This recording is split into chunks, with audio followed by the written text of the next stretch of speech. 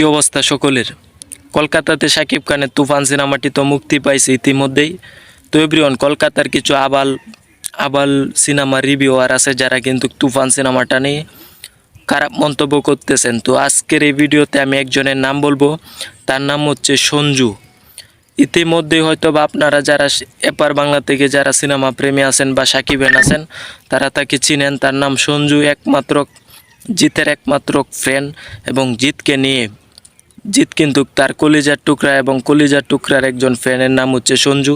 ইতিমধ্যে তার ভিডিওগুলো দেখেন এবং তাকে নিয়ে আমাদের বাংলাদেশের সাকিবেন, অনেক সাকিবেন আছে, তাকে নিয়ে খারাপ কথা বলছে এবং তাকে অনেকবার হুঁশিয়ারও দিছে যে সাকিব খানের বিরুদ্ধে এবং সাকিব খানকে নিয়ে খারাপ মন্তব্য না করার জন্যে। তো তারপরেও কিন্তু প্রতিনিয়ত সে খারাপ মন্তব্য করতেছে। ইতিমধ্যে কিছুদিন চুপ ছিল এবং আগামীকাল মেবি কাল দিন আগে 5 তারিখ তুফান সিনেমাটি তো কলকাতাতে মুক্তি পাইছে। তো এদিকে 5 তারিখ আমরা ইতিমধ্যে আপনারা দেখতেছেন বাংলাদেশের যত প্রথম সারির ইউটিউব চ্যানেল আছে সব ইউটিউব চ্যানেলে কিন্তু ইতিমধ্যে সংবাদ মাধ্যমে দেখতেছেন যে 5 তারিখ কিন্তু তুফান সিনেমাটি ভালো চলে নাই এই কলকাতাতে। তো জিতের ফ্যান সঞ্জু সে কিন্তু একটু সুযোগ পাওয়া গেছে। তো সেই সুযোগটা পায়া কিন্তু তুফানকে নিয়ে খারাপ মন্তব্য করছে এবং সেই সাথে সাকিবেনদেরকে নিয়েও খারাপ কথা বলছে। সেই ভিডিওটা আমি দেখছি, মেবি তার একটা ভিডিও আমার চোখের সামনে পড়ে এবং সেই ভিডিওটা দেখার পর আমার অনেকটা খারাপ লাগছে। কারণ দেখেন ভাই, এরা আছে না সারা বছর সাকিব খানকে নিয়ে ভিডিও করে সারা বছর তাদের প্রতিটা ভিডিও দেখবেন তাদের চ্যানেলে সাকিব খানকে নিয়ে, সাকিব খানের তুফান সিনেমা যে কোনো সিনেমা আসুক সেই সিনেমার রিভিউ প্রতিটা ভিডিও দেখবেন, কিন্তু তারা সুযোগ বুঝে কিন্তু সাকিব খানকে কুবডা দিছে।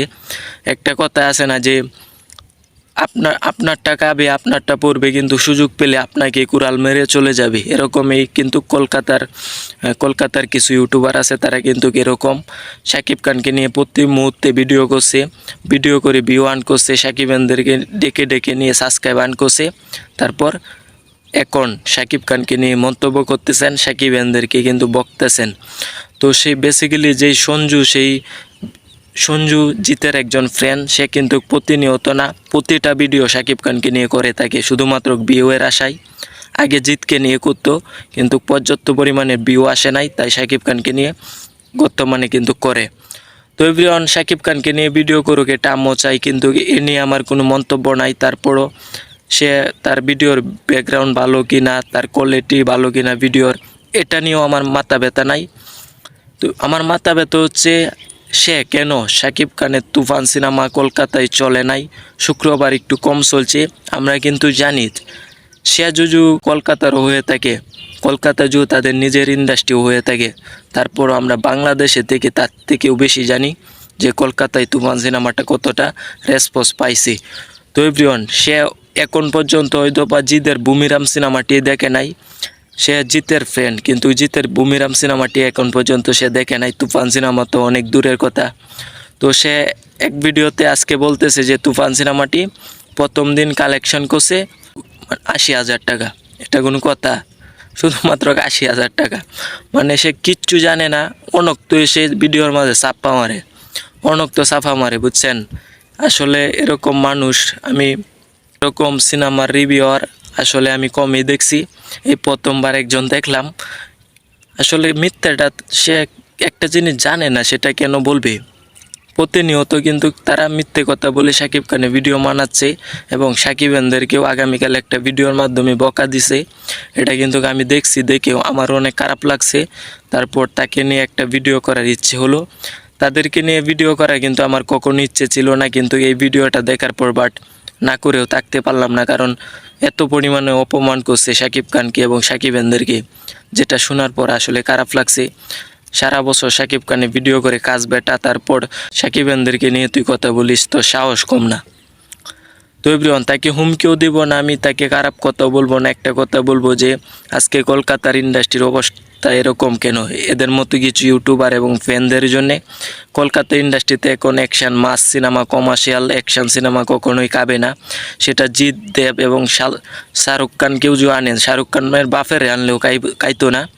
তো কলকাতাতে এখন কাবে নাটক, সিরিয়াল নাটক এসব কাইবে, কারণ সিরিয়াল নাটকেরই দর্শক কলকাতাতে। তো এভরিওয়ান, এদের মতো আবাল কিছু ইউটিউবার এবং ভক্তর জন্য কিন্তু আজকে কলকাতা ইন্ডাস্ট্রির এই বেহাল।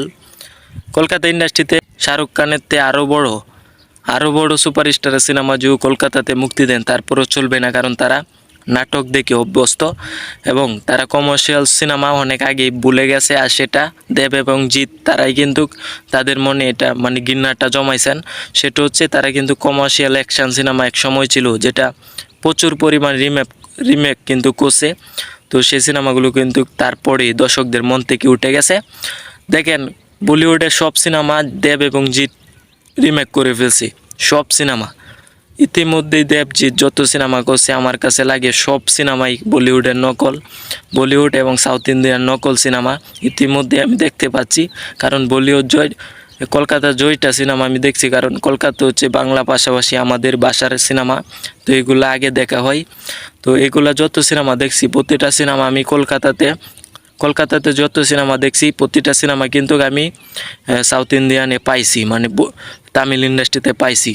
তো এভরিওয়ান, তারা প্রতিটা সিনেমা কমার্শিয়াল অ্যাকশন সিনেমা নকল করছে। তারপর এইসব দেখতে দেখতে দর্শক বুর হয়ে গেছে।